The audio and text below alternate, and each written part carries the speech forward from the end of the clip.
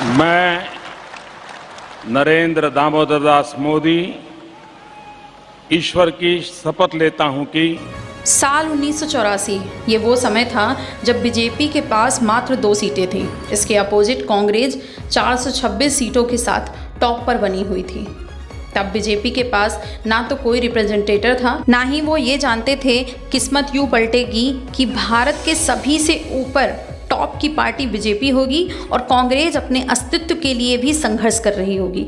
2014 में जब कांग्रेस के डाउनफॉल के बाद बीजेपी ने सत्ता संभाली तो न केवल उन्हें 282 सीट मिली, बल्कि उनका लोकप्रिय नेता नरेंद्र मोदी अभी तक भारत के पीएम बने हुए हैं। 2014 में मोदी लहर आई, जिसमें मोदी ने जनता से कई वादे किए, साथ में उनसे एक मांग रखी जो थी 300 सीटों की मांग। जनता ने 300 सीट तो नहीं दी, बल्कि 282 सीटों के साथ में मोदी को अपना पीएम चुन लिया और देश ने 1984 के बाद पहली बार बीजेपी ने बहुमतपूर्ण सरकार बनाई थी। 2 पार्टी वाली बीजेपी ने 2014 में अकेले दम पर सत्ता बनाने वाली हो गई। अब मोदी ने अपनी छवि से ऐसा करिश्मा दिखाया कि अब मोदी नाम नहीं बल्कि एक ब्रांड बन गया था। मोदी ने बीजेपी को वो दे दिया जो अटल और आडवाणी की जोड़ी भी ना दे सके। जब चुनाव के जीत के बारे में मोदी से पूछा गया तो उन्होंने कहा कि इस जीत का जो कैप्टन है वो राजनाथ सिंह है और man of the match Amit Shah. वहीं अब बीजेपी में और भारत में मोदी शाह युग की शुरुआत हो गई थी। अभी मोदी और शाह की जोड़ी को राजनीति की रणभूमि में कई पारियां खेलना बाकी था। ये जोड़ी का चक्र ऐसा घूमा कि आज तक विजय का शंखनाद हो रहा है। अब उन्होंने पूरे भारत पर अपनी साख बना ली। आज कांग्रेस को राजनीति में वापसी करने में भी मुश्किल हो रही है। 2019 में कांग्रेस को केवल 92 सीटें मिली, वहीं बीजेपी ने 300 को पार कर लिया। वहीं अब हम जब भारत का नक्शा देखते हैं तो भारत के ज़्यादातर जो स्टेट हैं वो भगवा रंग में रंग चुके हैं। साथ ही मोदी की आवाज़ भारत में ही नहीं बल्कि विश्व के लेवल पर भी गूंज रही है। वहीं अब मोदी ने अपने आर्थिक विकास के मॉडल को अपनाना शुरू कर दिया था और देश को भी उनसे बड़ी उम्मीदें थी, क्योंकि वो गुजरात का मॉडल देख चुके थे और उन्हें लगता था कि जो मोदी हैं वो अब गुजरात जैसा भारत को बना देंगे। वहीं आज 10 साल बाद भी वहीं 2014 से 2024 तक आज तक लोगों को ऐसा लग रहा है कि मोदी गवर्नमेंट सिर्फ देश को खोखला कर रही है आर्थिक तरीके से। अब एक चीज़ और भी है कि जब मोदी गवर्नमेंट कोई प्लान निकालती है या कोई चीज़ भारत के सामने रखती है, अपने प्लान को एग्जीक्यूट करती है, तो क्या होता है कि पूरे भारत में ज़्यादातर लोग उनके अगेंस्ट होकर एक नया प्रोपेगेंडा शुरू कर देते हैं। भले ही इंटरनेशनल मीडिया हो या फिर IMF हो या वर्ल्ड बैंक हो या फिर अमेरिका की कई संस्थाएं हो, भारत की कितनी भी तारीफ कर दें, तब भी भारत में कुछ लोग कहते हैं कि देश को खराब कर रहे हैं। अब तक मुझे लोग बीजेपी IT सेल कहना शुरू कर दिए होंगे, पर मेरा ये मानना है कि EVM हैक करके कोई भी पार्टी 10 साल तक टिक नहीं सकती। मोदी ने अपने राजनीतिक करियर में कई ऐसे बड़े फैसले लिए हैं जिनके खिलाफ काफ़ी विरोध भी रहा है और कुछ लोगों ने बहुत ज़्यादा पसंद भी किया है, क्योंकि इससे पहले ऐसे फैसले कभी लिए नहीं गए थे। भारत का वो टाइम मुझे लगता है इंडियन सिटीजन्स को ज़रूर याद होगा, जब भारत में सो रहे कई जवानों पर अचानक अंधाधुंध फायरिंग हो जाती है, कई जवानों को जिंदा जला दिया गया होता है। मोदी को जब ये खबर मिलती है तो उन्होंने कहा था इसको मैं कुछ करूँगा, पर किसी को अंदाज़ा नहीं था कि वो कुछ ऐसा कर जाएंगे जिसकी गूंज भारत के साथ साथ पूरे विश्व में सुनाई देगी। सर्जिकल स्ट्राइक, जब मोदी ने सर्जिकल स्ट्राइक का ऑर्डर भारतीय सेना को दिया तो आर्मी ने बड़े ज़ोरों शोरों से सारी ताकत झोंक दी, क्योंकि इससे पहले किसी भी पीएम ने सेना पर अपना ऐसा विश्वास नहीं दिखाया था। सैनिकों से कहा था कि अगर कैंप्स तबाह होते हैं ठीक है, मिलिटेंट्स मरते हैं ठीक है, या ना मरते हैं तो भी ठीक है, लेकिन मेरे किसी भी सैनिक का बाल नहीं बांका होना चाहिए। रात 2 बजे चली यह सर्जिकल स्ट्राइक की जो 4 टीम गई हुई थी वो लगभग 4:45 पर पाकिस्तान के 8 कैंप को बर्बाद कर दिया था। वहीं उरी हमला का बदला ले लिया गया था। मोदी खुद पूरी रात जागकर टीम की जानकारी ले रहे थे। सुबह 7 बजे मोदी ने मीडिया को बताने से पहले पाकिस्तान को बताना जरूरी समझा। लगभग 8 बजे के आसपास मोदी पाकिस्तान की हाईकमान को कॉल करते हैं, पर वो वहाँ का जो हाईकमान के जो भी लीडर होते हैं वो कॉल पे नहीं आ रहे थे। लगभग 10:45 के आसपास जब वहाँ के हाईकमान कॉल पे आते हैं तो मोदी उनसे कहते हैं कि पीओके में 8 आतंकवादी कैंप को इंडियन आर्मी ने ख़त्म कर दिया है। साथ में मोदी एक चीज़ और भी कहते हैं कि अगर हम आतंकवाद को बढ़ावा ना देकर अगर हम अपनी इकोनॉमी को ग्रोथ करने में लगाएं तो दोनों देशों के लिए भला होगा। उसके बाद ये न्यूज़ इंटरनेशनल और नेशनल लेवल पे बहुत ही ज़्यादा बढ़ चढ़ कर आ रही थी। लेकिन तभी इलेक्शन होने वाले होते हैं जिसकी वजह से ये न्यूज़ दब जाती है। एक चीज़ और है, कुछ लोगों का मानना है कि सर्जिकल स्ट्राइक जैसी कोई चीज़ हुई ही नहीं, साथ में वो उसकी वीडियो और फुटेज भी मांग रहे हैं। अब जो है एक चीज़ और है, यहाँ पर जो 26/11 में हमला हुआ था जिसमें मोमबत्ती जलाई गई थी, मार्च निकाला गया था, लोग मौन भी रहे थे और सरकार वहाँ पे मुंह और आंख बंद करके बैठी थी, तब सर्जिकल स्ट्राइक क्यों नहीं हुआ था? क्योंकि 26/11 हमला में लगभग 300 से ज़्यादा लोग मारे गए थे। राम मंदिर के मुद्दे पर बीजेपी को हमेशा से घेरा गया। जब लाल कृष्ण आडवाणी ने रथ यात्रा के दौरान राम मंदिर को बीजेपी के मैनिफेस्टो में शामिल किया था और वहीं 5 साल पहले जब नरेंद्र मोदी से पूछा गया था तो उन्होंने बोला था कि मुझे मेरा मैनिफेस्टो पता है और याद भी है, लेकिन मैं सुप्रीम कोर्ट के निर्णय के साथ चलूँगा और इस न्याय के बीच में किसी भी पार्टी को दखल नहीं करने दूँगा। साथ में उन्होंने कांग्रेस से अपील भी करी थी कि वो कोर्ट के काम में रुकावट न डालें जब ताकि निर्णय जल्दी आ सके। और जब 2019 में निर्णय आया तो पूरे भारत में खुशी की माहौल थी।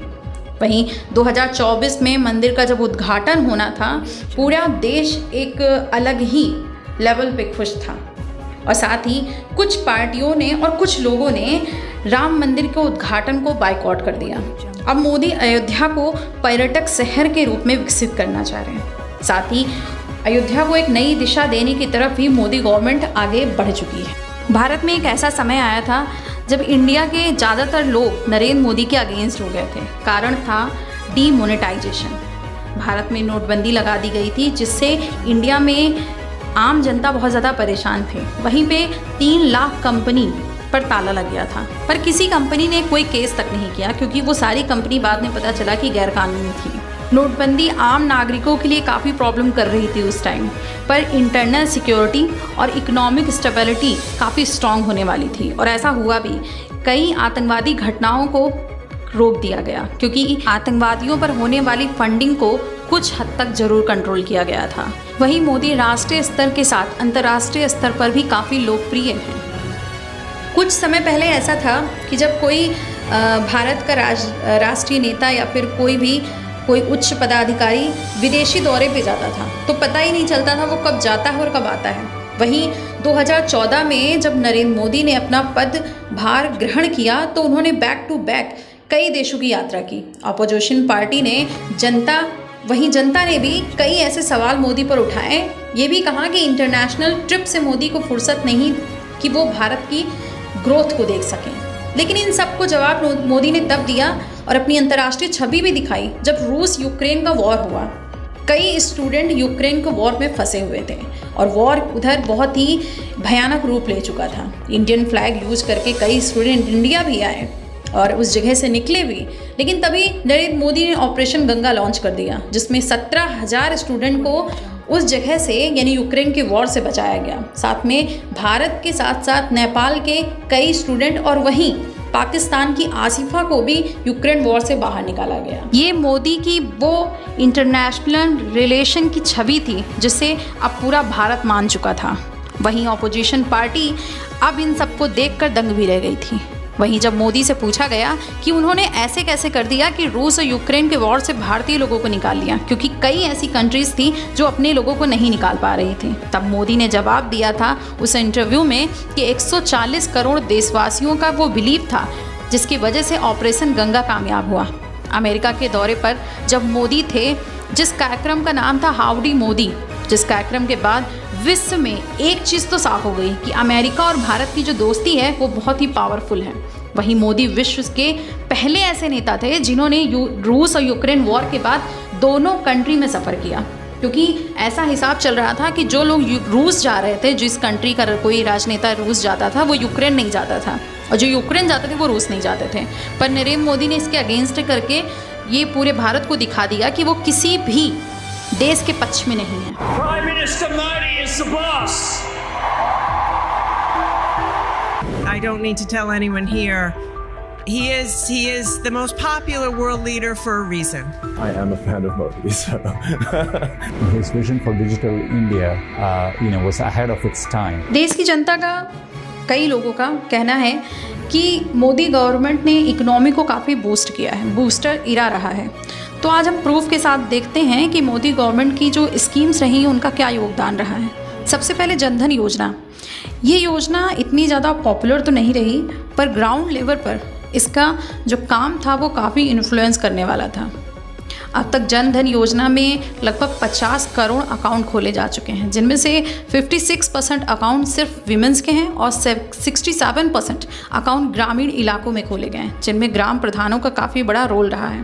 पहले 2014 से पहले कहा जाता था कि अगर गरीब को 1 रुपया गवर्नमेंट की तरफ से आता था तो उसमें सिर्फ 15 पैसा ही गरीब तक पहुंचता था, बाकी करप्शन में चला जाता था।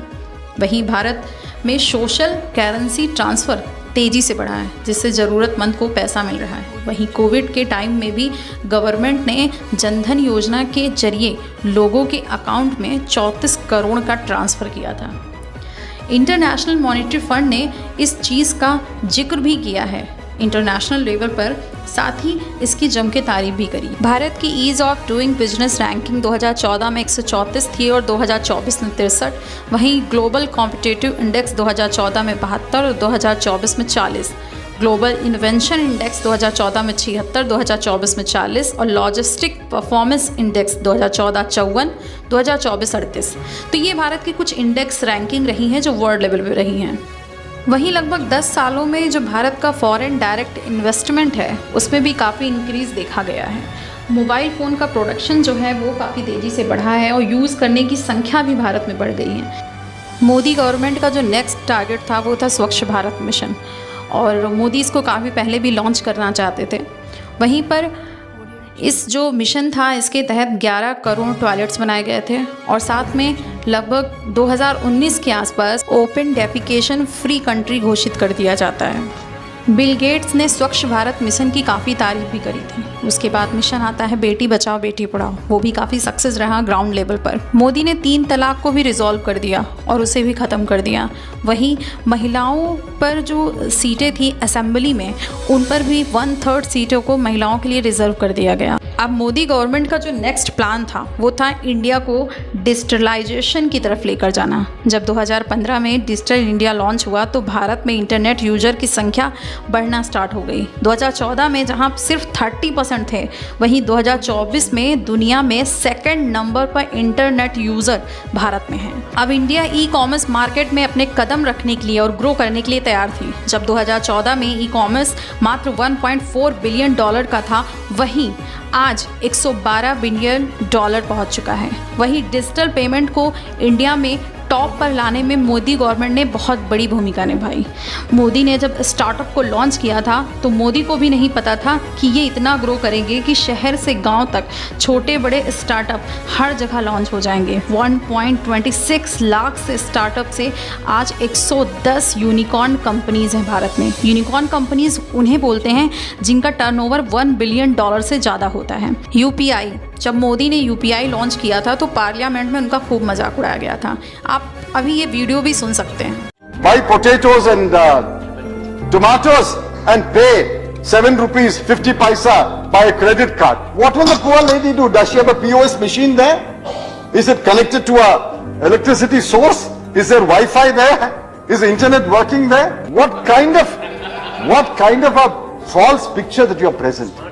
आज रियल टाइम डिजिटल ट्रांजैक्शन के मामले में भारत विश्व के अग्रणी देशों में है। आज यूपीआई भारत में सबसे पसंदीदा पेमेंट मैकेनिज्म बन गया है। आज 2024 में लगभग 452 मिलियन एक्टिव यूजर्स यूपीआई के हैं। जिस तरीके से यूपीआई ग्रोथ कर रहा है, जिस तरीके से इसका ट्रांजैक्शंस हो रहे हैं, उम्मीद है कि 2026 से 27 तक यूपीआई से पर डे $1 बिलियन ट्रांजैक्शन होगा। आज विदेशों में भी कई देशों में Indian UPI payment system launch है। आप इन कंट्रीज़ को देख सकते हैं। 2017 में जब मोदी ने इंडिया को जीएसटी से इंट्रोड्यूस किया, तब जीएसटी लॉन्च हुआ और कुछ ही दिनों में हल्ला गुल्ला चिल्लाना शुरू हो गया। लोग कह रहे थे कि इंडियन इकोनॉमी को नुकसान होगा, मार्केट ख़राब हो जाएगी, गरीबों के लिए बहुत ही ख़राब होगी, ये सब कहना स्टार्ट हो गया। पर ऐसा कुछ भी नहीं हुआ, क्योंकि अब हर साल भारत में जीएसटी बढ़ रहा है, जहां 1.87 लाख करोड़ जीएसटी क्रॉस कर गया है। जीएसटी बढ़ने से एक बात तो क्लियर है कि भारत की इकोनॉमी और इंडियंस की ग्रोथ बढ़ रही है। वहीं आज इसी जीएसटी का यूज करके गरीबों की भी हेल्प करी जा रही है और इंडिया का भी विकास हो रहा है। आर्टिकल 370 ये वो दौर था जब इंडिया और विदेशों में भी काफ़ी चर्चा का विषय बना था, खासकर पाकिस्तान में। जब अमित शाह और नरेंद्र मोदी ने ये बात देश के सामने रखी कि 370 को हटाया जा रहा है, तो कुछ लोगों का कहना था कि बीजेपी अगर अगले 20 साल तक भी राज करेगी ना, तो भी 370 को नहीं हटा सकती, और अगर ऐसा करती है तो दंगे भड़क जाएंगे और कत्लेआम शुरू हो जाएगा। 370 को तो निकाल ही नहीं सकते, मैं चैलेंज कर रहा हूँ। मोदी साहब क्या कर लेंगे? 370 की बात करते हैं, वो कभी भी अगर वो 10 दफा भी हिंदुस्तान के प्राइम मिनिस्टर बनेंगे, वो 370 को नहीं छू सकती। एक और बड़ा चैलेंज था जिससे कुछ दिन पहले भारत ने फेयरवेल दे दिया। जो कश्मीर आतंक के लिए जाना जाता था, आज उस कश्मीर में एक बदलाव साफ दिख रहा है। जहां पथराव होता था, आज वहां F1 की रेस हो रही है, चिनाब ब्रिज बन रहे हैं, IIT का विकास हो रहा है। मोदी गवर्नमेंट में बहुत सारी स्कीम आती हैं और बहुत अच्छा इम्प्लांट भी करती हैं। रोड्स का नेटवर्क बहुत तेज़ी से बढ़ा है। साथ में अगर हम ग्रीन एनर्जी की बात करें तो बहुत तेज़ी से बढ़ा है, जिसकी शुरुआत खुद नरेंद्र मोदी ने अपने गुजरात से स्टार्ट करी थी। अगर हम लोन सेक्टर की बात करें, वो काफ़ी तेज़ी से बढ़ा है। हाउस होल्ड टॉयलेट्स 11.4 करोड़ को दिया गया था। LPG कनेक्शन 10 करोड़ लोगों को दिया गया था। ऐसी बहुत सारी योजनाएं हैं। ये कुछ प्लान थे जिनको एग्जीक्यूट किया गया था, जिनमें से कुछ 80% तो कुछ 85% तो कुछ 90% और कुछ 70% अपने टारगेट तक पहुँच पाई और कुछ ना भी पहुँची। पर जो भी है वो प्रूफ के साथ इस वीडियो में दिया हुआ है। तो अब मिलते हैं किसी नई वीडियो में, किसी नई जानकारी के साथ नेक्स्ट सीरीज़ में।